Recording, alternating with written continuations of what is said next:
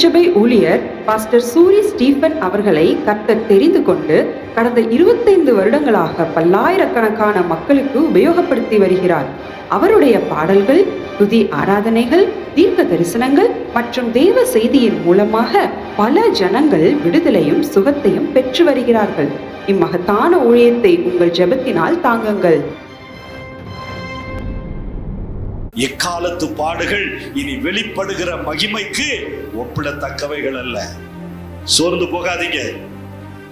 பிரச்சனை, வேலை, வருமானம், சமாதானம், எதிர்காலம், வீடு, வசதி, வாய்ப்பு, கலங்கவே தேவையில்லை.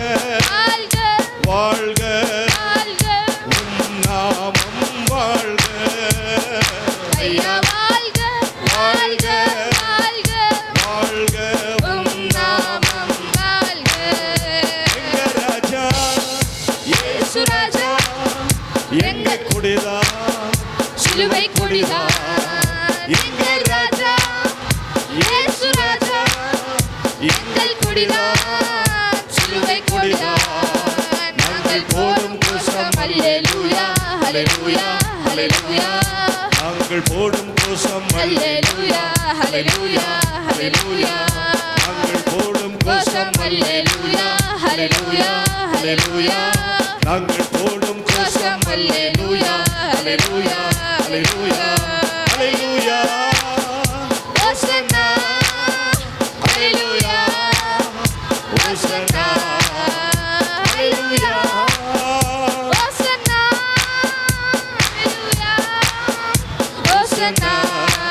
Hallelujah, hallelujah, hallelujah, hallelujah, hallelujah, hallelujah.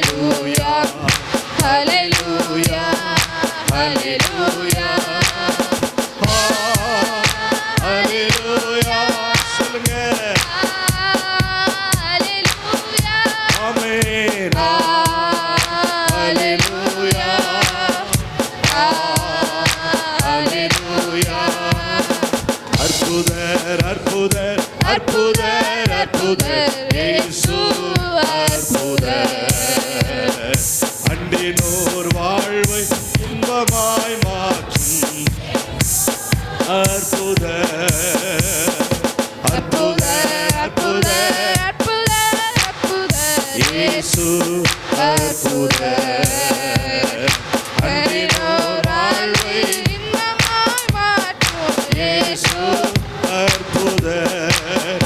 எல்லோரும் பாடுங்கள், கைத்தாளம் போடுங்கள் சந்தோஷத்துடனே சங்கீதம் பாடுங்கள். எல்லோரும் பாடுங்கள், எல்லோரும் பாடுங்கள், சந்தோஷத்துடனே சங்கீதம் பாடுங்கள். அற்புதர் அற்புதர் அற்புதர் அற்புதர் இயேசு அற்புதர். தொடர்ந்து பாடுவோமா? நம்பினோர் வாழ்வில் இன்பமாய் மாற்றும் இயேசு அற்புதர். நம் இயேசு நல்லவர், ஒரு போதும் கைவிடார், ஒரு நாளும் விலகிடார். நம் இயேசு நல்லவர், ஒரு போதும் கைவிடார், ஒரு நாளும் விலகிடார். ஒன்று சேர்ந்து நம் துதிப்போம், சாத்தானை மிதிப்போம், தேசத்தை சுதந்தரிப்போம். எல்லாரும் சேர்ந்து ஒன்று சேர்ந்து நாம் துதிப்போம், சாத்தானை மிதிப்போம், தேசத்தை சுதந்தரிப்போம். ஒன்று சேர்ந்து நாம் துதிப்போம், சாத்தானை மிதிப்போம், தேசத்தை சுதந்தரிப்போம். ஒன்று சேர்ந்து நாம் துதிப்போம், சாத்தானை மிதிப்போம், தேசத்தை சுதந்தரிப்போம். பொழிந்திடும் வல்லமை, உன்னதத்தின் வல்லமை, ஆவியின் வல்லமை, அக்கினியின் வல்லமை, பொழிந்திடும் வல்லமை, உன்னதத்தின் வல்லமை, ஆவியின் வல்லமை, அக்கினியின் வல்லமை. என் உள்ளம் தேவன் வாழ் பொங்கி வழியுதே, தேசனை ரட்சித்தான் நான் ஆடி பாடுவேன். எவரும் அறியாரே என் உள்ளம் பொங்குதே, என் உள்ளம் பொங்கி பொங்கி பொங்கி பொங்கி வழியுதே, என் உள்ளம் பொங்கி பொங்கி பொங்கி பொங்கி வழியுதே. பொழிந்திடும் வல்லமை, உன்னதத்தின் வல்லமை, ஆவியின் வல்லமை, அக்கினியின் வல்லமை, பொழிந்திடும் வல்லமை, உன்னதத்தின் வல்லமை, ஆவியின் வல்லமை, அக்கினியின் வல்லமை. வல்லமை தேவை தேவா, வல்லமை தாரும் தேவா, இன்றே தேவை தேவா, இப்போ தாரும் தேவா, இன்றே தேவை தேவா, கரங்களை தட்டி இப்போ தாரும் தேவா.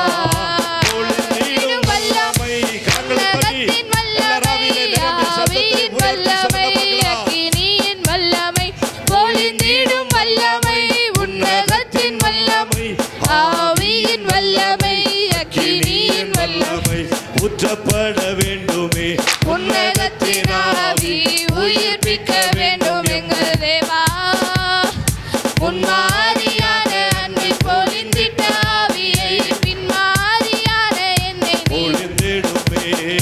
ஊற்றப்பட வேண்டுமே உன்னதத்தின் ஆவி உயிர்ப்பிக்க வேண்டும் எங்கள் தேவா. பின்மாதிரியான அன்பில் பொழிந்திட்ட ஆவியை பின்மாதிரியான என்னை பொழிந்திடுமே. ஊற்றிடுமே உம் வல்லமையை இந்த நாளில் எங்கள் மேலே ஊற்றிடுமே, ஊற்றிடுமே. அக்கினியை அக்கினியை இந்த நாளில் எங்கள் மேலே வல்லமையோடு வல்லமை வல்லமை தாருமே. தாருமே. தேசத்தை உமக்காய் கலக்கிட அலக்கிட அபிஷேகம் அபிஷேகம் ஊற்றுமே, அனல் கொண்டு உமக்காய் எல்லாரும் சத்தத்தை உயர்த்தி சொல்லுங்க. வல்லமை வல்லமை தாருமே, தேசத்தை உமக்காய் கலக்கிட அபிஷேகம் அபிஷேகம் ஊற்றுமே, அனல் கொண்டு உமக்காய் மேலும் விட சிங்கக்கேபியோ சூளை நெருப்போ அவர் என்னை காத்திடுவார். சிங்கக்கேபியோ சூளை நெருப்போ அவர் என்னை காத்திடுவார். அவரே என்னை காப்பவர் அவரே,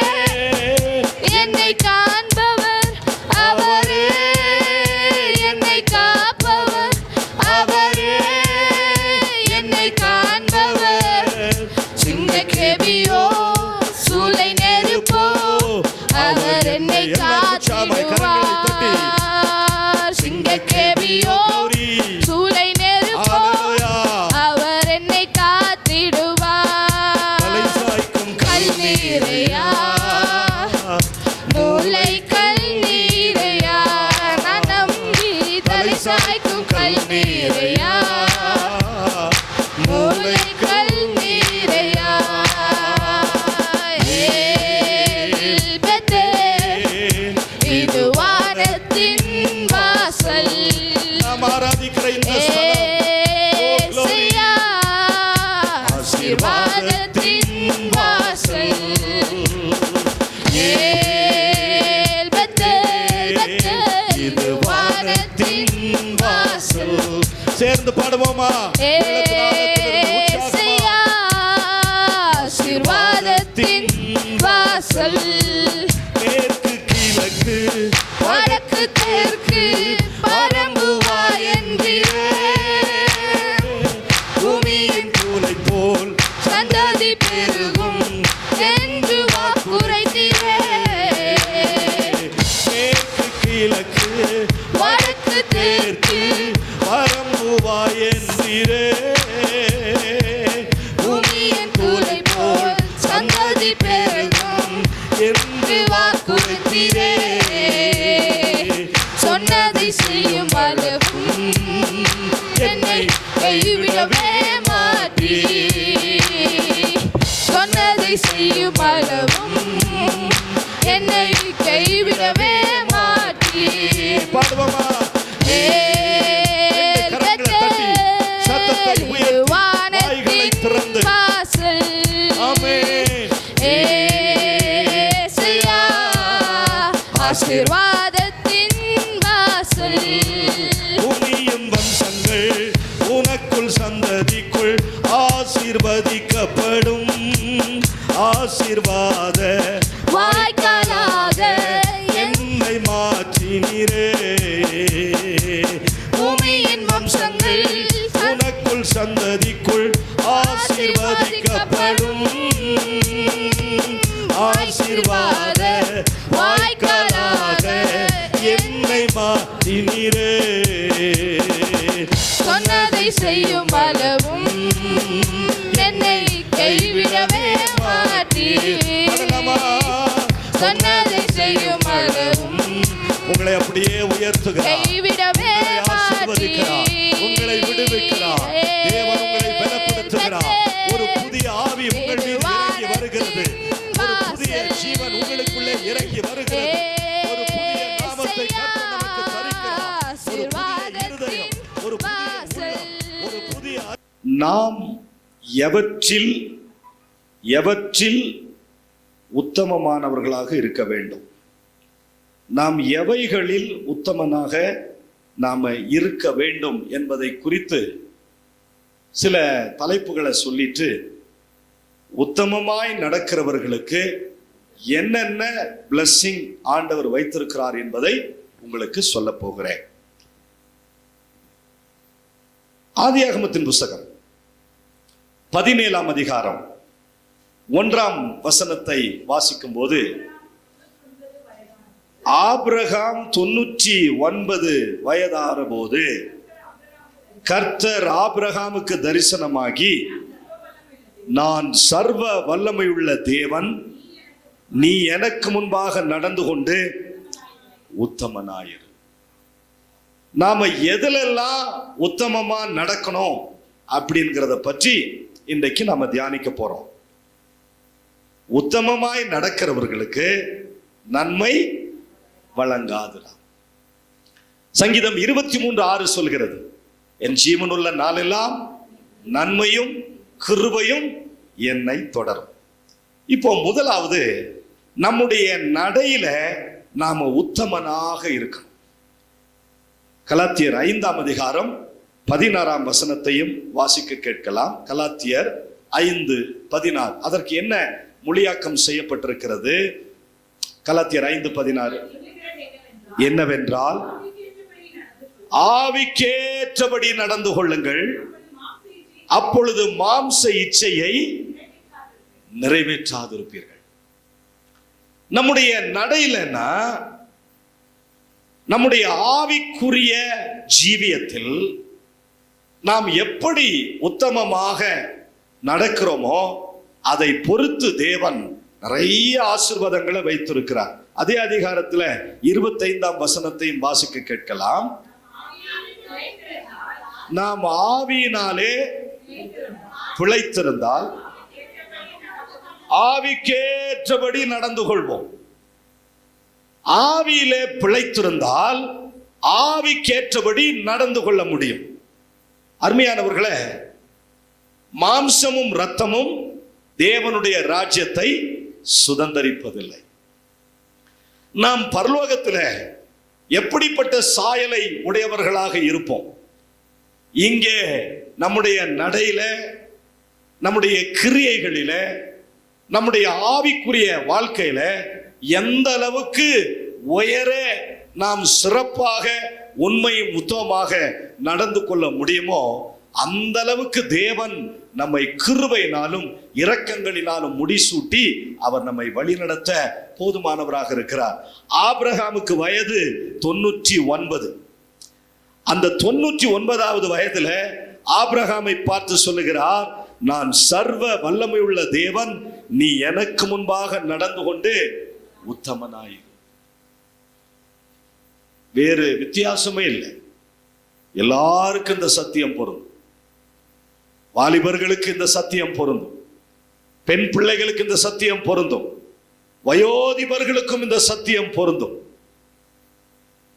நாம காட்டாற்று வெள்ளத்தை போல நம்முடைய ஆவிக்குரிய வாழ்க்கையை வாழணும்னு நினைக்க கூடாது. எனக்கு ஒரு சுதந்திரம் வேணும், ஆராதனையில ஒரு சுதந்திரம் வேணும், நல்லது. ஊழியத்துல ஒரு சுதந்திரம் வேணும், நல்லது. ஆனா எனக்கு எந்த கண்ட்ரோலும் இருக்கக்கூடாது, எனக்கு எந்த கட்டுப்பாடும் இருக்கக்கூடாது அப்படின்னு சொன்னா நாம எங்கேயோ தவறுகிறோம், இடறி விழப்போகிறோம் என்ற அர்த்தம்.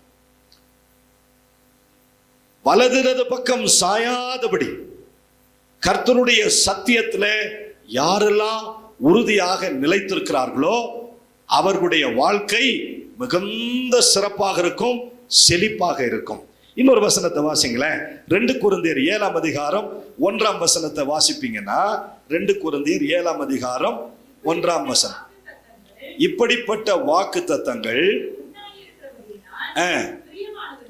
பிரியமானவர்களே, மாம்சத்திலும் ஆவியிலும் உண்டான எல்லா அசுசியும் நீங்க நம்மை சுத்திகரித்துக் கொண்டு பரிசுத்தமாகுதலை தேவ பயத்தோடு பூரணப்படுத்த கடவோம். பாருங்க, இப்படிப்பட்ட வாக்கு தத்தங்கள் நமக்கு உண்டாயிருக்கிறது. நீங்க 6ஆம் அதிகாரத்தினுடைய தொடர்ச்சியை நீங்க பார்க்கணும். இப்படிப்பட்ட வாக்கு தத்தங்கள் நமக்கு உண்டாயிருக்கிறபடினால் பிரியமானவர்களே, மாம்சத்திலும் ஆவியிலும் உண்டான எல்லா அசுசியும் நீங்கிரும். கிறிஸ்தவன் மாம்சத்திலே வாழ்வதற்கு அவன் மாம்சத்திற்கு கடனாளி அல்ல. ஆண்டவர் ரொம்ப தெளிவா சொல்லிட்டாரு, மாம்சமோ பலவீனமானது, ஆவியோ உற்சாகமானது. அதற்குத்தான் ஒரு புதிய ஆவி, ஒரு புதிய ஜீவன், புதிய நாமம், புதிய இருதயம், புதிய உள்ளம், புதிய அதிகாரம், ஒரு புதிய குடும்பத்திற்குள்ளே நாம வந்துவிட்டோம். ஆகவே உள்ளார்ந்த மனிதன் நாளுக்கு நாள் புதிதாக்கப்படுகின்ற நேரம் இது.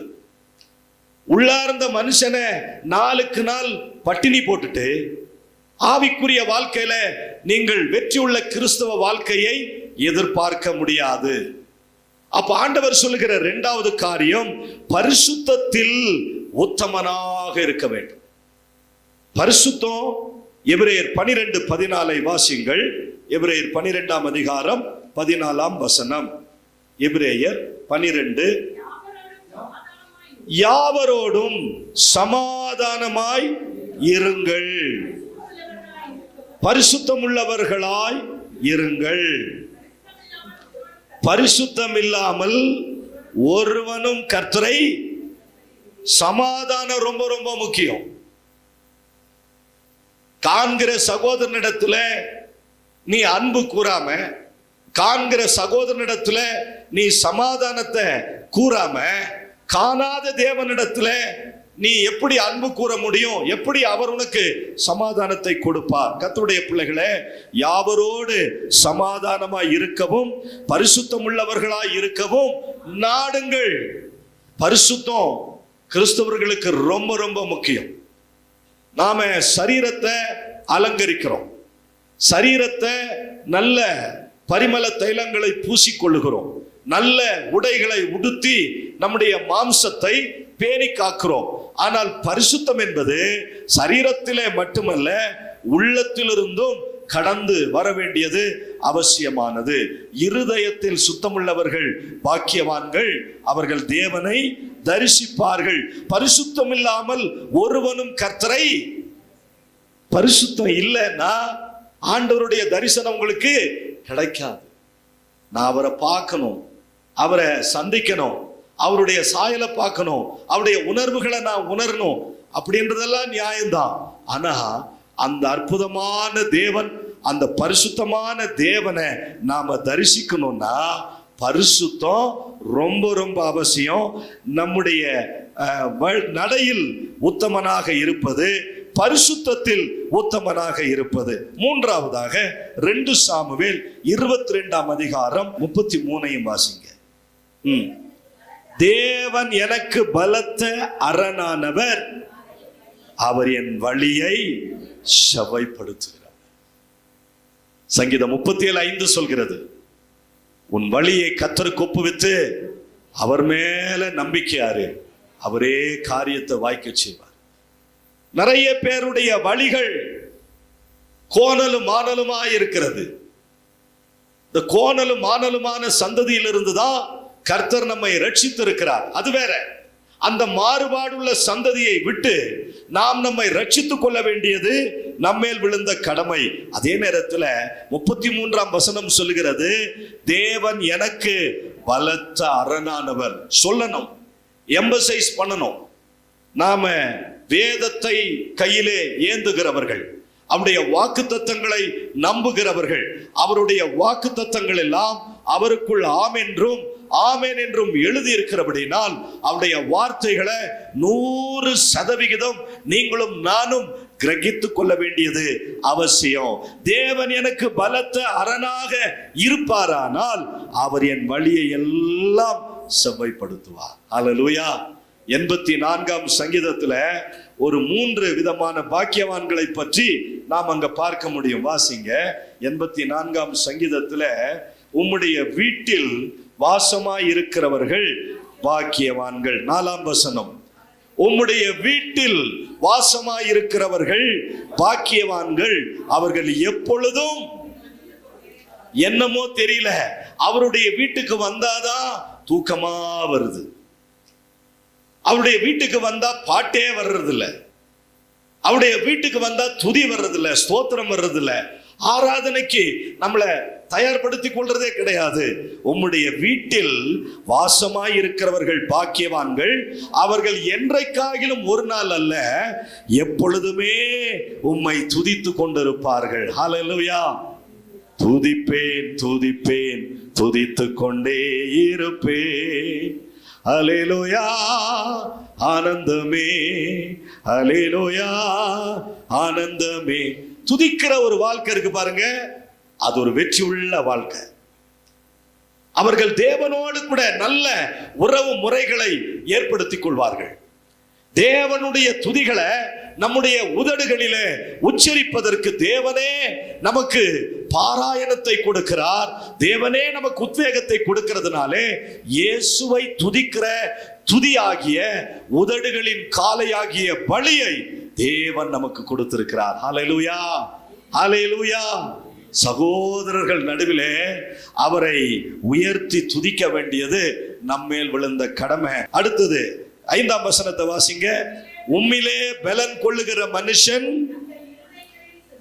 பாக்கியவான். உம்மிலே பலன் கொள்ளுகிற மனுஷன் 2வது பாக்கியவான். 3வது பாக்கியன் யாருன்னு கேட்டீங்கன்னா தங்கள் இருதயங்களில் செவ்வையான வழிகளை கொண்டிருக்கிறவர்களும் பாக்கியவான்கள். அப்ப நம்முடைய வழிகளிலே நாம் பாக்கியவானாய் மாற வேண்டுமானால் உத்தமமாய் நடக்க வேண்டியது அவசியம். சங்கீதம் 18:32 வாசிங்க. 18 என்னை பாருங்க, கர்த்தர் சொல்ற வார்த்தை பாருங்களேன்.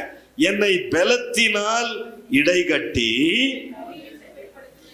என் வழியை செவ்வைப்படுத்துகிற தேவன். என்னை பலத்தால் இடைகட்டி என் வழியை செவ்வைப்படுத்துகிறவர் தேவனே. எப்படி?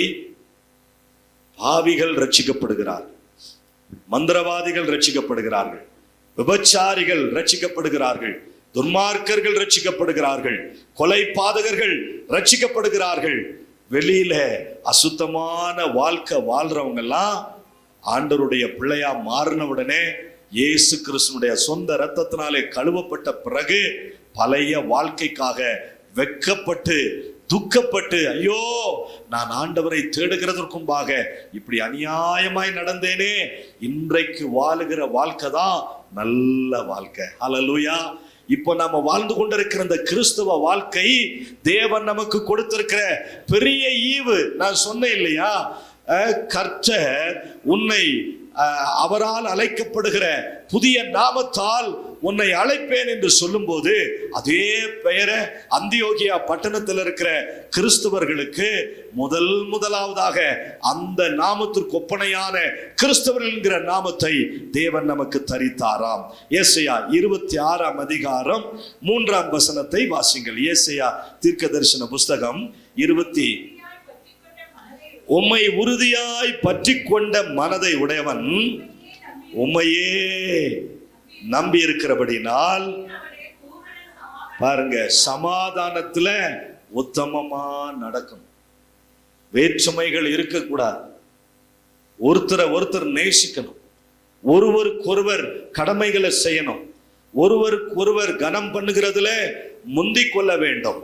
நாம கர்த்தருக்காக செய்கிற எந்த காரியத்திற்கும் கர்த்தர் தான் பலனளிப்பாரே தவிர மனுஷன் எந்த பலனையும் கொடுக்கவே மாட்டான். நீ தேவனுக்காக பாடினேன்னா ஆண்டவர் உன்னை ஆசீர்வதிப்பார்.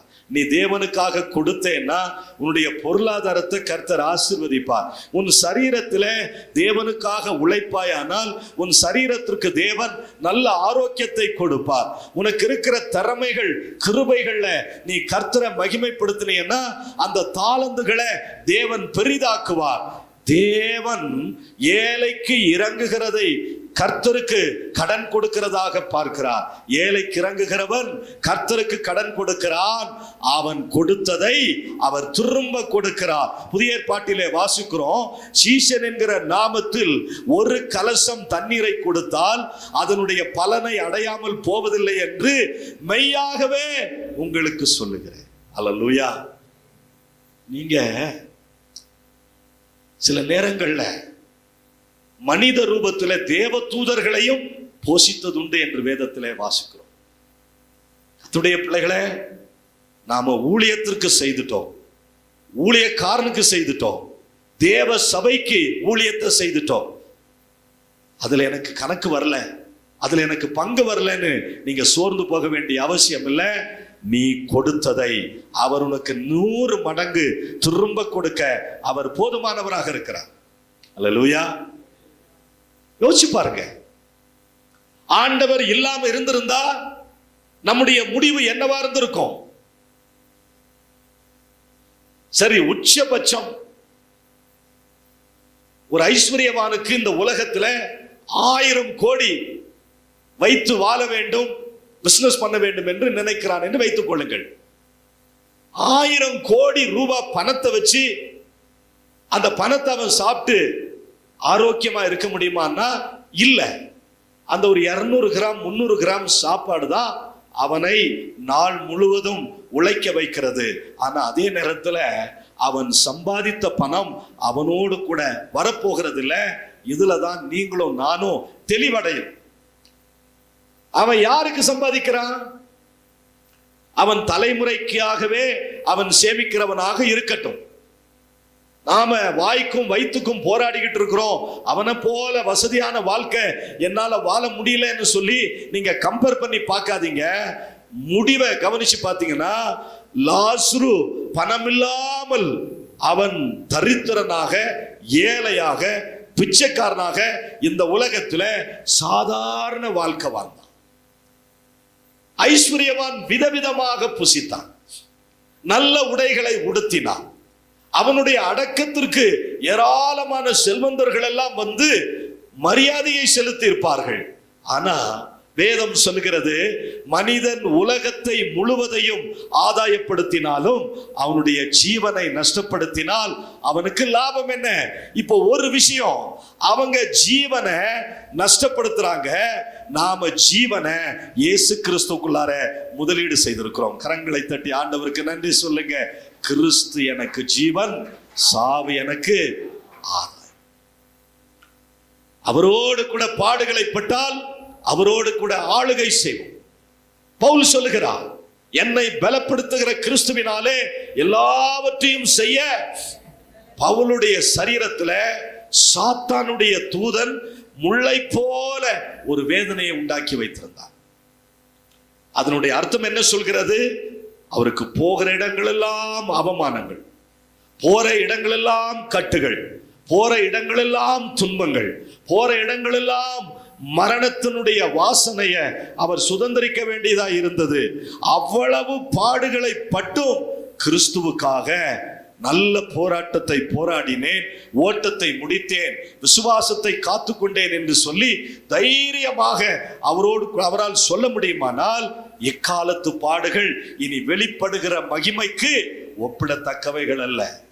சோர்ந்து போகாதீங்க. பிரச்சனை, வேலை, வருமானம், சமாதானம், எதிர்காலம், வீடு, வசதி, வாய்ப்பு, கலங்கவே தேவையில்லை. தேவ பிள்ளைகளோடு கூட சேர்ந்து பாடுகளை அனுபவிப்பதை மோசே தெரிந்து கொண்டதாக வேதத்திலே வாசிக்கிறோம். அழிந்து போகிற உலக பொருட்களினாலே நாம் நண்பர்களை சம்பாதிக்க வேண்டும். நம்ம கூட வரப்போறது என்ன தெரியுங்களா? நம்முடைய வீடு வரப்போறது இல்லை, நம்முடைய வாகனங்கள் நம்மோட வரப்போறதில்லை, பரலோகத்துக்கு நம்முடைய ஐஸ்வர்யம் வரப்போவதில்லை. உங்களுடைய பொக்கிஷம் எங்கேயோ அங்கே உங்கள் இருதயமும் இருக்கும் என்று வேதத்திலே வாசிக்கிறோம். ஆகவே சமாதானம் பண்ணுகிறவர்கள் பாக்கியவான்கள். சமாதானத்திலே உத்தமனாக இருக்க வேண்டும். உனக்குள்ளார சமாதானம் இல்லைன்னா உன் வீட்டுல சமாதானம் வராது.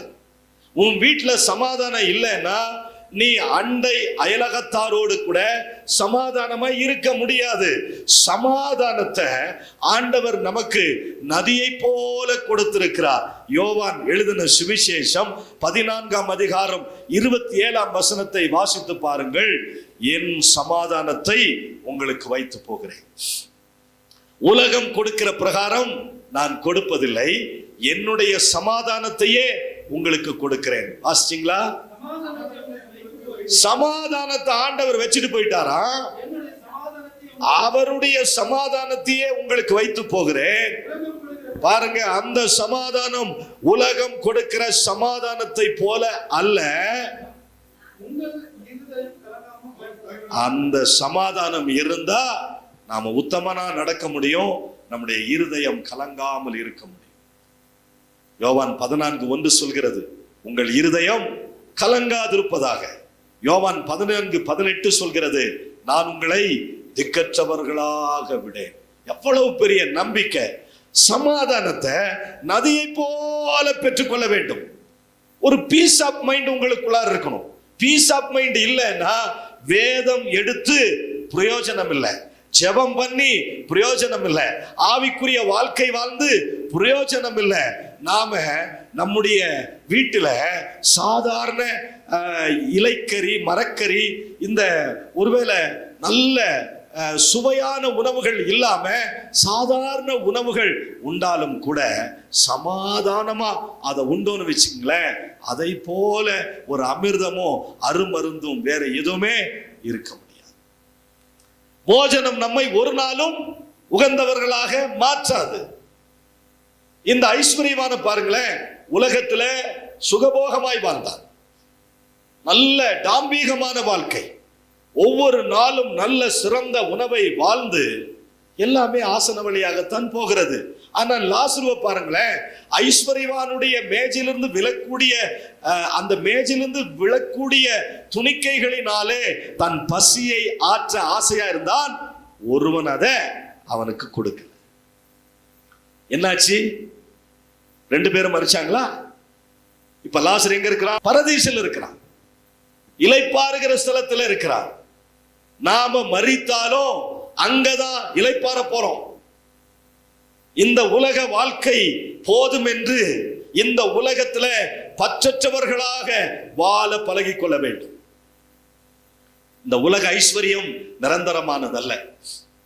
நாம எதையுமே கொண்டு வந்ததில்லை, எதையுமே கொண்டு போக போறதில்லை. நம்முடைய ஜீவனை ஆதாயப்படுத்திட்டா அதை விட வேற பெரிய சொத்து எதுவுமே இருக்க முடியாது. ஹல்லேலூயா. மனிதன் உலகத்தை முழுவதையும் ஆதாயப்படுத்தினாலும் தன்னுடைய ஜீவனை நஷ்டப்படுத்தினால் அவனுக்கு லாபம் என்ன? வாசிங்க, யோவான் 17ஆம் அதிகாரம் 23ஆம் வசனம். யோவான் 17:23. ஒருமைப்பாட்டிலே நீங்களும் நானும் தேறினவர்களாய் இருக்கும்படிக்கு என்னை நீர் அனுப்பினதையும் நீர் என்னில் அன்பாய் இருக்கிறது போல அவர்களிலும் அன்பாய் இருக்கிறதையும் உலகம் அறியும்படிக்கும் நான் அவர்களிலும் நீர் என்னிலும் இருக்கும்படி வேண்டிக் கொள்கிறேன். பாருங்க, ஒற்றுமை உத்தமனாக நடக்கிறது. ஒற்றுமை, யூனிட்டி ஸ்ட்ரென்த்.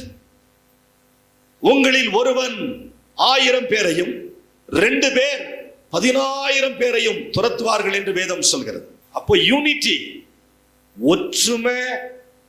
நம்முடைய குடும்பத்திலே கணவன் மனைவி பிள்ளைகளுடைய ஒற்றுமை ஓங்கி வளர்கிறது போல சபையிலும் ஒற்றுமை காணப்பட வேண்டும். ஆண்டவர் சொல்லிட்டாரு, ஒற்றுமையிலே ஒருமனப்பாட்டில் அவர்கள் தேறினவர்களாய் இருக்க வேண்டும். ஒருமனப்பாட்டில நாம் அப்படியே ஸ்டெப் பை ஸ்டெப்பா உங்கள் மனம் புதிதாகிறதுனாலே மறுரூபமாக வேண்டும். இந்த வசனம் ஒற்றுமையை வலியுறுத்துகிறது, ஒருமனப்பாட்டை வலியுறுத்துகிறது, டீம் ஸ்பிரிட்டை வலியுறுத்துகிறது. ஆனா இது எங்கெல்லாம் போதிக்கப்படுகிறதோ அங்கெல்லாம் பிசாசு டிவைடன்ஸை கொண்டு வரான், பிரிவினைகளை கொண்டு வரான். ஒற்றுமையா இருக்க முடியல. 1ஆம் நூற்றாண்டு திருச்சபையில கிரேக்கர்கள் தங்களுடைய அன்றாட விசாரணையில் அவர்களுடைய பெண்கள் சரியாக விசாரிக்கப்படவில்லை. அங்கே சகலமும் அவளுக்கு பொதுவாகத்தான் இருந்தது, ஒன்றிலும் ஒருத்தருக்கும் குறைவே கிடையாது. ஆனா பாருங்க, இந்த விஷயத்துலதான் பிரிவினையே வந்தது. என கேட்கிற கர்த்தருடைய பிள்ளைகளே, நாம ஒற்றுமையில தேறினவர்களாக இருக்க வேண்டும். 1 கொரிந்தியர் 1:10 வாசியுங்கள். சகோதரரே, நீங்கள் எல்லோரும் ஒரே காரியத்தை பேசவும் பிரிவினைகள் இல்லாமல் ஏக மனம் ஏக யோசனை உள்ளவர்களாய் சீர் பொருந்தி இருக்க வேண்டும் என்று நம்முடைய கர்த்தராகி இயேசு கிறிஸ்துவின் நாமத்தினாலே உங்களுக்கு புத்தி சொல்லுகிறேன். ஒரே காரியத்தை பேசும், பிரிவினைகள் வரவே கூடாது. ஏக மனமும் ஏக யோசனையும் உள்ளவர்களாக இருந்தாதான் சீர் பொருந்த முடியும். பரிசுத்தவான்கள் சீர் பொருந்துவதற்காகத்தான் இவ்வளவு கட்டளைகளை தேவன் நமக்கு கொடுத்திருக்கிறார். இன்னொரு வசனத்தை வாசிங்க, எபேசியர் 4ஆம் அதிகாரம் 13ஆம் வசனம். சிலரை அப்போஸ்தலராகவும் சிலரை தீர்க்கதரிசிகளாகவும் 12 தான் வாசிக்கணும். பரிசுத்தவான்கள் சீர் பொருந்தும் பொருட்டு சுவிசேஷ ஊழியத்தின் வேலைக்காக கிறிஸ்துவின் சரீரமாகிய சபையானது பக்தி விருத்தி அடைய வேண்டும். 1ஆம் நூற்றாண்டிலே முதலாவது கர்த்தருக்கு ஊழியம் செய்தார். 2வது பரிசுத்தவான்களுக்கு சபைக்கு ஊழியம் செய்தார்கள். சபையில் இருக்கிற அந்த பரிசுத்தவான்கள் தேறின பிறகு அவர்கள் அத்தனை பேரும் போய் உலகத்திலே ஊழியம் செய்து சுவிசேஷ பிரபல்யம் செய்தார்கள். ஆகவே பரிசுத்தவான்கள் சீர் பொருந்தும் பொருட்டு சுவிசேஷத்தினுடைய ஊழியத்திற்காகவும் வேலைக்காகவும் கிறிஸ்துவின் சரீரமாகிய சபையானது பக்தி விருத்தி அடைகிறதற்கு அப்போஸ்தலரை, தீர்க்கதரிசிகளை, போதகர்களை, சுவிசேஷகர்களை, மேய்ப்பர்களை ஏற்படுத்தினார். அப்போ 14ஆம் வசனம் என்ன சொல்கிறது? நாம் இனி குழந்தைத்தனமா சண்டை போடுறது. குழந்தைங்க தான் என்ன செய்யும்? கிள்ளி விட்டுட்டு அவங்க அம்மா கிட்ட போய் கோல் மூட்டும். பாத்தீங்களா? நாம் இனி குழந்தைகளா இராமல் மனுஷனுடைய சூதும் வஞ்சிக்கிறதற்கு ஏதுவான தந்திரமுள்ள போதகமாகிய பலவிதமான காற்றினாலே அலைகளை போல அடிபட்டு மார்க்கம் தப்பி அலைகிற நட்சத்திரங்களை போல நாம் இருக்கக்கூடாது. எங்க போனாலும் நம்முடைய வீடு, எங்க போனாலும் நம்முடைய குடும்பம், எங்க போனாலும் நம்முடைய சொந்தம், எங்க போனாலும் நம்முடைய சபை, அந்த கண்ணோட்டத்திலே நாம் இருக்க வேண்டும். மார்க்கம் தப்பி அலைகிற நட்சத்திரங்களை போல இருந்தால் பலவிதமான, பாருங்க, வஞ்சிக்கிறதற்கு ஏதுவான தந்திரமுள்ள போதகங்கள் காற்றிலே உலாவுகிறது போல நிறைய சபைகளிலே நிறைய போதகர்களிடத்திலே உலாவிக் கொண்டிருக்கிறது. மின்னுவதெல்லாம் பொன்னல்ல. கவனமாய் இருக்க வேண்டும். எபிரேயர் 13:21 வாசியுங்கள். இயேசு கிறிஸ்துவை கொண்டு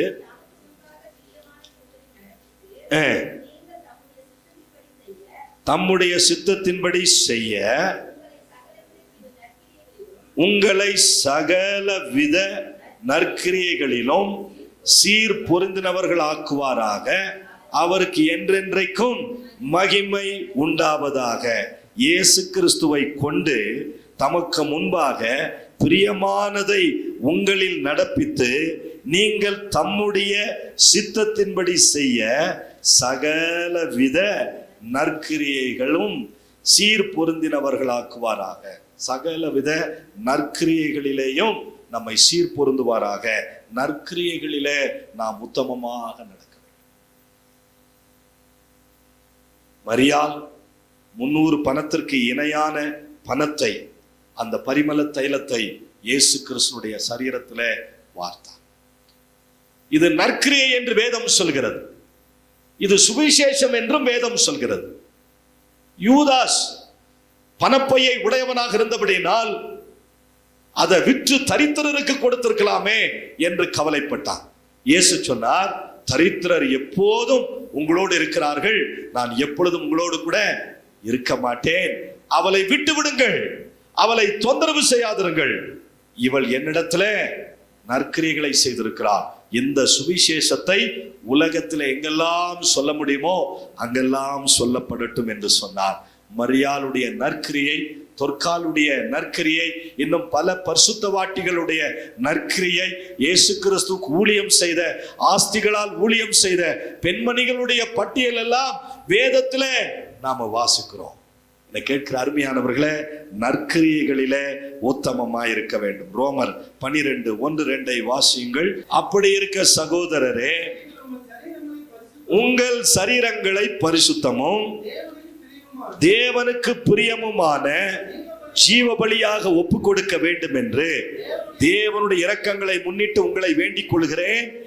இதுவே நீங்கள் செய்யத்தக்க புத்தியுள்ள ஆராதனை. 2வது வசனம், நீங்கள் இந்த பிரபஞ்சத்திற்கு ஒத்த வேஷம் தெரியாமல் தேவனுடைய நன்மை, தேவனுடைய பிரியமும் தேவனுடைய பரிபூர்ணமான சித்தம் இன்னதென்று பகுத்தறியத்தக்கதாக உங்கள் மனம் புதிதாகிறதுனாலே மறுரூபமாகுங்கள். அதாவது தேவனுடைய சித்தத்துல உத்தமமா நடக்கிறது.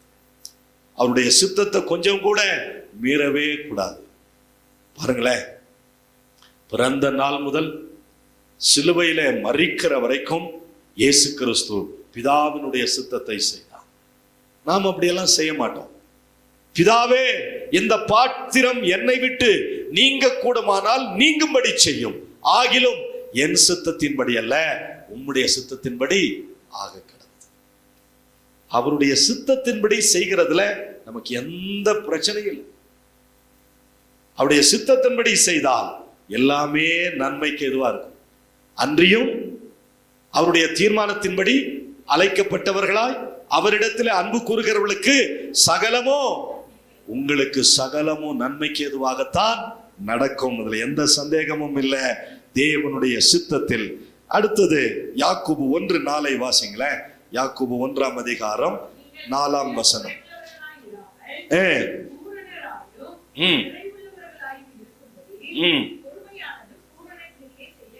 பொறுமையில் நாம உத்தமமா நடக்கும். 1ஆம் அதிகாரம் 4ஆம் வசனம். நீங்கள் ஒன்றிலும் குறைவுள்ளவர்களாய் இராமல் பூரணராயும் நிறைவுள்ளவர்களாயும் இருக்கும்படி பொறுமையானது பூரண கிரியை. பொறுமை உள்ளவர்களை பாக்கியவான்கள் என்று சொல்லுகிறோமே. சாந்த குணமுள்ளவர்கள் பாக்கியவான்கள், அவர்கள் பூமியை சுதந்தரிப்பார்கள். யாக்கோபு 2:22 வாசிங்க. யாக்கோபு 2ஆம் அதிகாரம் 22ஆம் வசனம். விசுவாசம் அவனுடைய கிரியைகளோடு கூட முயற்சி செய்து கிரியைகளினாலே விசுவாசம் பூரணப்பட்டது என்று. அப்ப விசுவாசத்துல உத்தமமாய் நடக்க வேண்டும். விசுவாசம் இல்லாம தேவனுக்கு பிரியமா இருக்கிறது கூடாத காரியம். 1 யோவான் 2ஆம் அதிகாரம் 5ஆம் வசனத்தை வாசிங்க பார்க்கலாம். 1 யோவான் 2ஆம் அதிகாரம் 5ஆம் வசனத்தை.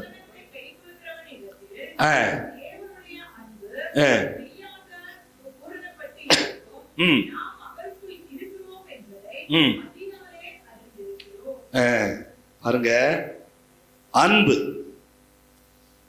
அன்பிலே உத்தமமாய் நடக்கணும். டிராமா பண்ணவே கூடாது. இயேசு கிறிஸ்துவினிடத்துல ஒரு நோக்கத்திற்காகவே யூதாஸ் காரியத்தை பின் செல்கிறார். 30 வெள்ளி பணத்திற்காக இயேசு கிறிஸ்துவை காட்டி கொடுத்தார். சீமன் பேதுருவை பார்த்து கேட்டார், பேதுருவே, என்னை நேசிக்கின்றாயா? நான் நேசிக்கிறேன் என்பதை நீர் அறிவீர் ஆண்டவரே. அப்ப அன்பில உத்தமமா நடந்தா உங்களுக்கு ஆண்டவர் ஒரு 25 பிளஸிங் கொடுக்கிறார். உத்தமமாய் நடக்கிறவர்களுக்கு நன்மை வழங்காமல் இருக்க மாட்டார் இல்லையா? நீங்க குறிச்சு வச்சுக்கோங்க. உத்தமனுக்கு வரக்கூடிய ஆசீர்வாதங்களிலே முதலாவது ஆசீர்வாதம் ரட்சிப்பு. 7ஆம் சங்கீதம் 10ஆம் வசனம், நீதிமொழிகள் 28:18. உத்தமனுக்கு வரக்கூடிய 2வது ஆசீர்வாதம் கிருபை. 11ஆம் சங்கீதம் 7ஆம் வசனம். உத்தமனுக்கு வரக்கூடிய 3வது ஆசீர்வாதம் நிறைய வெகுமதிகள், நிறைய கிஃப்ட கொடுப்பார். 18ஆம் சங்கீதத்துல 23, 24 விளக்க நேரம் இல்லை. உத்தமனுக்கு வரக்கூடிய 4வது ஆசீர்வாதம் தேவனுடைய கிரியைகள் எப்பொழுதுமே உங்களுக்கு ஆசீர்வாதமாக இருக்கும், உங்கள் பக்கமா இருக்கும், உங்களுக்கு சாதகமா இருக்கும். ஆண்டவர் அவைகளிலே பிரியமுள்ளவராக இருக்கிறார். உத்தமனுக்கு வரக்கூடிய 5வது ஆசீர்வாதம் பாதுகாப்பு. சங்கீதம் 25:21 வாசிக்கிறோம், பாதுகாப்பு. 6வது 32ஆம் சங்கீதம் 11ஆம் வசனம், சந்தோஷத்தை சமாதானத்தை நதியை போல உங்களுடைய உள்ளத்திலும் இல்லத்திலும் கொடுப்பார். நீங்க உற்சாகமா தேவனுக்கென்று ஊழியம் செய்ய முடியும். கிருபை 36ஆம் சங்கீதம் 10ஆம் வசனம், கிருபை. உத்தமனாய் நடக்கிறவனுக்கு தேவனுடைய கிருபை வெளிப்படும். சங்கீதம் 37:18 வாசிங்க. 37:18 வாசிங்கன்னா, நித்திய சுதந்திரத்தை உத்தமர்களின் ஆகிய நித்திய ஜீவன் வரைக்கும் நிலைத்திருக்கிற அந்த போஜனத்திற்காக நீங்களும் நானும் கிரியை நடப்பிக்க வேண்டும். 7வது பாத்தீங்கன்னா கிருபை, 8வது நித்திய சுதந்திரம், 9வது சமாதானம். 37ஆம் சங்கீதம் 37 பார்க்கலாம். 37 வாசிங்கன்னா, செம்மையானவனை பார்த்து அந்த மனுஷனுடைய முடிவு சமாதானம். 10வதாக 49ஆம் சங்கீதம் 14ஆம் வசனம், சத்ருவின் மீது ஜெயம், கோலியாத்தின் மீது ஜெயம். நமக்கு எதிராக இருக்கிற எல்லா மக்கள் மீது ஆண்டவர் நமக்கு ஜெயத்தை கொடுக்கிறார். 11வது 84ஆம் சங்கீதம் 11ஆம் வசனத்தை வாசிங்கன்னா, எல்லா நன்மைகளை தேவன் கொடுப்பாராம். எல்லா நன்மைகள்.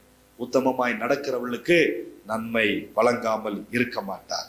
சங்கீதம் 94:15 சொல்கிறது, நீதி உங்களுக்கு முன்பாக கடந்து போகும்.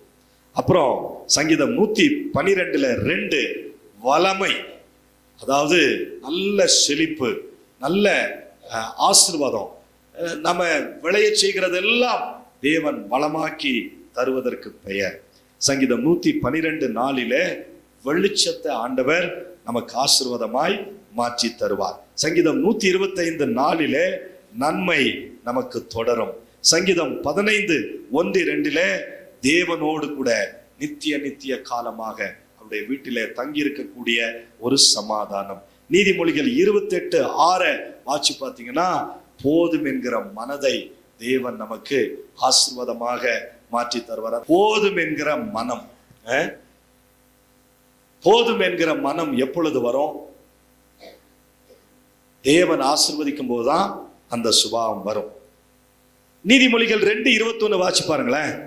உலக வீடு, உலகத்திலே தேவன் நமக்கு ஒரு வீட்டை கொடுப்பார். செவ்வையானவர்கள் பூமியிலே வாசமாயிருப்பார்கள். யாரெல்லாம் தங்கி இருப்பாங்க உலகத்தினுடைய வீட்டுல? நம்முடைய வீட்டுல யார் தங்கி இருக்கணும்? செம்மையானவர்களும் உத்தமர்களும் தங்கி இருக்கும். சில வீடுகள்ல யார் தங்கியிருப்பா? மதுபான பிரியர்கள், துன்மார்க்கர்கள், களவு செய்கிறவர்கள், ஏமாற்றுகிறவர்கள், தூற்றுகிறவர்கள், இப்படி சொல்லிக்கிட்டே போகலாம். உலக வீடு. நீதிமொழிகள் 2:7 கர்த்தர் மறுபடியும் நமக்கு ஒரு பாதுகாப்பை கொடுக்கிறார்.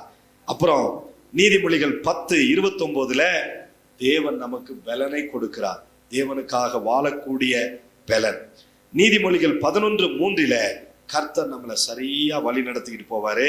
அவருடைய வழி நடத்துதல்ல எந்த குறைவும் இருக்காது. சங்கீதம் 23 சொல்கிறது, கர்த்தரின் மேய்ப்பராயிருக்கிறார், நான் தாழ்ச்சி அடையேன். அவர் என்னை புல்லுள்ள இடங்களில் மேய்த்து அமர்ந்த தண்ணீர்கள் அண்டையில் என்னை கொண்டு போய் விடுகிறார். அவர் தம்முடைய நாமத்து நிமித்தம் என்னை தேற்றி நீதியின் பாதைகளில் நடத்துகிறார். நான் மரண இருளின் பள்ளத்தாக்கிலே நடந்தாலும் பொல்லாப்புக்கு பயப்படேன். தேவரீர் என்னோடு கூட இருக்கிறீர், உமது கோல் உமது தடியும் என்னை தேற்றும். நீதிமொழிகள் 11:6 சொல்கிறது, நித்திய மீட்பு. நம்மள ஆண்டவர் இந்த உலகத்துல மீட்கிறார். வாசிங்க.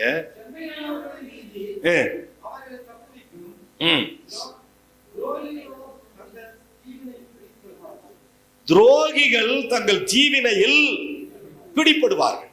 செம்மையானவர்களை கர்த்தர் தூக்கி எடுத்துருவார். அவர் நம்முடைய கால்களை வலுவாதபடிக்கு, உன் பாதம் கல்லில் இடராதபடிக்கு தங்கள் கரங்களினால் உன்னை ஏந்தி கொண்டு போவார்கள் என்று எழுதியிருக்கிறதாக வேதத்திலே வாசிக்கிறோம். நீதிமொழிகள் 11:11 வாசி பார்த்தீங்கன்னா, செம்மையானவர்களுடைய ஆசீர்வாதத்தினால் பட்டணம் நிலை பெற்று ஓங்குமாம். அதாவது மற்றவர்களுக்கு நீங்க ஆசீர்வாதமா இருப்பீங்க. நீங்க இருக்கிற இடம் ஆசீர்வாதமான இடமா இல்லையா? நம்மளை பார்த்து யாராவது பயந்து, ஐயோ இவங்க வீட்டு பக்கத்துல ஏன்டா குடி வந்தோன்ற அளவுக்கு நம்முடைய சாட்சிகள் இருக்கா? மற்றவர்களுக்கு நீங்களும் நானும் ஆசீர்வாதமாக வாழ வேண்டும். நாம இருக்கிற இடம் தெரியக்கூடாது. நம்முடைய சாட்சி மிகையாக பேசப்படணும்.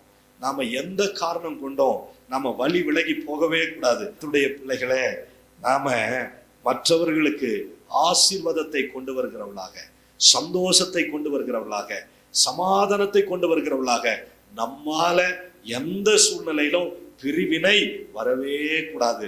வீட்லயும் வரக்கூடாது, வேலை செய்யற இடத்துலயும் வரக்கூடாது. நாம போகிற வருகிற எந்த இடத்திலும் நமது நிமித்தம் சமாதானம் பெருக வேண்டும். நீதிமொழிகள் 11:20 சொல்கிறது, தேவனுடைய பிரியம். ஆசிங்க. மாறுபாடுள்ள இருதயம் உள்ளவர்கள், அவன் என்ன நற்கிரியை செய்தாலும் அவன் அருவருப்பானவன். துன்மார்க்கன் கர்த்தருக்கு அருவருப்பானவன். வாசிங்க. உத்தம மார்க்கத்தாரோ தேவனுடைய பிரியமானவர்கள். நீங்களும் நான் யாருக்கு பிரியமானவர்கள்? ஆபிரகாமை தேவனுடைய சிநேகிதன் என்று அழைத்தார். யூதாஸ் காரியத்தை கூட சிநேகிதனே அழைத்தார். ஒரு பாட்டு ஒன்று இருக்கு, காட்டி கொடுத்த யூதாசை சிநேகிதனே என அழைத்த தேவன், காணாமல் போன ஆடு உன்னை தேடாமல் எப்படி இருப்பார், காணாமல் போன ஆடு உன்னை தேடாமல் எப்படி. நீங்க தேவனுக்கு ரொம்ப விசேஷமானவங்க, தேவனுக்கு நீங்க ரொம்ப பிரியமானவங்க. கடைசியா நீதிமொழிகள் 15:8 வாசிக்கலாம். நீதிமொழிகள் 15. துன்மார்க்கருடைய பலி கர்த்தருக்கு அருவருப்பானது, செம்மையானவர்களுடைய ஜெபம். பாத்தீங்களா, உங்களுடைய ஜெபத்திற்கு ஆண்டவர் பதில் கொடுத்துட்டார். நீங்க எப்போ ஜெபம்னாலும் உங்க ஜெபத்திற்கு பதில் வேணும்னா நீங்க உத்தமமாய் நடந்தால் இந்த 25 ஆசீர்வாதங்களையும் தேவன் உங்களுக்கு கட்டளையிட அவர் போதுமானவர். ஜெபம் பண்ணலாமா? நம்ம எல்லாரும் எழும்பி நிற்கலாம். நம்ம எல்லாரும் எழும்பி நின்று கர்த்தருடைய வார்த்தைக்காக, கர்த்தருடைய ஆராதனைக்காக, நீதிமொழிகளுக்காக, பாடல் பகுதிக்காக, காணிக்கைகளுக்காக, பலவிதமான ஆசீர்வாதத்தின் ஊற்றுகளை இன்றைக்கு வசனத்தின் மூலமாக நம்ம கண்டுகொள்ள, பெற்றுக்கொள்ள தேவன் நமக்கு கிருபை பாராட்டி இருக்கிறார். எல்லாரும் எழும்பி நின்று கர்த்தரை ஸ்தோத்திரம் பண்ணலாம். ஹல்லேலூயா, ஹல்லேலூயா, ஹல்லேலூயா, ஹல்லேலூயா. நன்றி ஆண்டவரே. வானாதி வானங்கள் யாவும் அதில் கீழுள்ள ஆகாயமும், வானாதி வானங்கள் அதில் கீழுள்ள ஆகாயமும், பூமியில் காண்கின்ற யாவும் கர்த்தா உமை போற்றுமே. ஆஹா, என்னில் அடங்கா ஸ்தோத்திரம் தேவா என்றென்றும் நான் பாடுவேன். உத்தமனுக்கு ஆண்டவர் கொடுக்கிற ஆசீர்வாதம், எதுலெல்லாம் நம்ம உத்தமமாய் நடக்கிறோமோ அதுல தேவன் 25 பிளஸிங்க தேவன் நமக்கு கொடுக்க வல்லமை உள்ளவர். தலைகளை தாழ்த்தி கண்களை மூடி ஜெபிக்கலாம். ஜெபிக்கலாமா? அன்பும் இரக்கமும் தயவும் நிறைந்த நல்ல பிதாவே, இந்த நாளிலே இந்த நிகழ்ச்சியை பார்த்து கொண்டிருக்கிற, இந்த தொலைக்காட்சியின் வழியாக உம்முடைய அன்பை ருசித்து கொண்டிருக்கிற ஒவ்வொரு சகோதர சகோதரிகளுக்கும், அவர்கள் யாராக இருந்தாலும், அவருடைய பின்னணிகள் எதுவாக இருந்தாலும், அவருடைய தேவைகள் சந்திக்கப்படட்டும், அவருடைய வியாதிகள் மாறட்டும், அவளுக்கு உண்டான நன்மையும் சௌக்கியத்தையும் தேவன் உறுதிப்படுத்துவீராக. ஒவ்வொரு நாளும் வாக்குத்தத்தங்களையும் ஆசீர்வாதங்களையும் பொருளாதார நன்மைகளையும் கொடுத்து ஜனங்களை ஊக்கப்படுத்துவீராக, உற்சாகப்படுத்துவீராக. ஒவ்வொரு ஆண்டவர் நிகழ்ச்சியும் பார்க்கிற போது ஜனங்களுக்குள்ளே பெரிய பெரிய மாற்றம் உண்டாகட்டும் ஆண்டவரே. அற்புதங்கள் நடக்கட்டும், கட்டுகள் உடையட்டும் ஆண்டவரே. பலவிதமான ஆராய்ந்து முடியாத பெரிய காரியங்களை இந்த நிகழ்ச்சிகளின் வழியாக நீர் செய்கிறீர், அதற்காய் ஸ்தோத்திரம். தொடர்ந்து சத்தியத்தில் பிள்ளைகளை பலப்படுத்துங்க ஆண்டவரே. ஜனங்கள் உம்மை நேசிக்க, நம்முடைய ஊழியங்களை நேசிக்க, இந்த ஊழியங்களுக்காக ஜெபிக்க அவருடைய உள்ளங்களை திறந்தருளும். கர்த்தருடைய நாமம் மாத்திரம் மகிமைப்படுவதாக. இந்த நிகழ்ச்சிகளை தாங்க எங்கள் அன்பு பிள்ளைகள் முன் வருவார்களாக. இயேசு கிறிஸ்துவின் நாமத்தில் ஜெபிக்கிறோம் நல்ல பிதாவே, ஆமென். God bless you. அருமையானவர்களே, இந்த நிகழ்ச்சியை தவறாமல் தாங்குவதற்கு, ஜெபிப்பதற்கு, கொடுப்பதற்கு நீங்கள் முன்வாருங்கள். ஆண்டவர் உங்களையும் உங்கள் குடும்பத்தையும் அபரீதமாக ஆசீர்வதிப்பார். அடுத்த நிகழ்ச்சியில் சந்திக்கிறேன். God bless you. உங்கள் வாழ்க்கையில் தீராத வியாதியா, கடன் தொல்லையா, தோல்வி நிறைந்த வாழ்க்கையா, தீய வல்லமைகளின் போராட்டமா, இவை அனைத்திலிருந்தும் மெய்யான விடுதலை பெற ஆசீர்வதிக்கப்பட்ட இயேசுவின் நாமத்தில் உங்களை அன்புடன் அழைக்கிறோம். நீங்கள் தொடர்பு கொள்ள வேண்டிய முகவரி Ooty new life church, 2B Theresa view, finger post, Ooty. Cell 9443017645 9361240636. ஆராதிக்க வாருங்கள், ஆசீர்வாதத்தை பெற்று திரும்புங்கள். பரிசுத்த ஆவியோடும் உண்மையோடும் நமது தேவாதி தேவனை ஆராதிக்க, பரலோக பிரசன்னத்தை உணர, ஆவிக்குரிய வாழ்க்கையில் வளர, இன்னும் சிறந்து விளங்க, மெய்யான சத்தியத்தை கண்டுகொள்ள, தேவ சித்தத்தை அறிந்து கொள்ள, இந்த உலகத்தில் வெற்றியுள்ள வாழ்க்கை வாழ ஆராதிப்போம் வாருங்கள். நீங்கள் தொடர்பு கொள்ள வேண்டிய முகவரி Ooty new life church, 2B Theresa view, finger post, Ooty. Cell 9443017645 9361240636. New life திருச்சபை ஊழியர் பாஸ்டர் சூரி ஸ்டீபன் அவர்களை கர்த்தர் தெரிந்து கொண்டு கடந்த 25 வருடங்களாக பல்லாயிரக்கணக்கான மக்களுக்கு உபயோகப்படுத்தி வருகிறார். அவருடைய பாடல்கள், துதி ஆராதனைகள், தீர்க்க தரிசனங்கள் மற்றும் தேவ செய்தியின் மூலமாக பல ஜனங்கள் விடுதலையும் சுகத்தையும் பெற்று வருகிறார்கள். இம்மகத்தான ஊழியத்தை உங்கள் ஜெபத்தினால் தாங்குங்கள். இந்த நிகழ்ச்சியின் மூலம் நீங்கள் பெற்றுக்கொண்ட ஆசீர்வாதங்கள் மேலும் பலருக்கு கிடைக்க உங்கள் ஊக்கமான ஜெபங்களினாலும் காணிக்கைகளினாலும் நன்கொடைகளினாலும் தாங்குங்கள். உங்கள் காணிக்கைகளை போன்பே, ஜிபே மூலம் செலுத்த வசதிகள் உண்டு. Phone number 9430176645. எங்களுடைய வங்கி கணக்கு எண் pastor Suri Stephen, Canara bank, account number 6220100137. IFSC code CNRB 0016238. Ooty Mary's hill branch. Phone number 9443017645.